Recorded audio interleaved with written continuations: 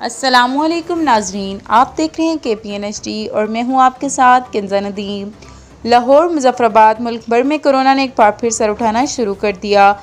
24 घंटों के दौरान मजीद 90 केस रिपोर्ट हो चुके हैं।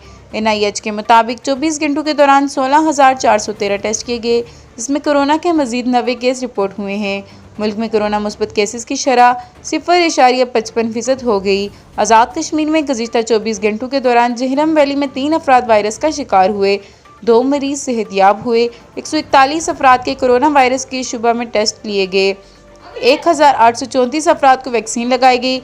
आज़ाद कश्मीर में अब तक 4,15,910 अफराद के कोरोना वायरस के शुबा में टेस्ट लिए गए, जिसमें से 4,03,332 अफराद में कोरोना वायरस की मौजूदगी पाई गई और 52,530 अफराद सेहतयाब हो चुके हैं और उन्हें डिस्चार्ज कर दिया गया और 10 मरीज ज़ेर इलाज हैं।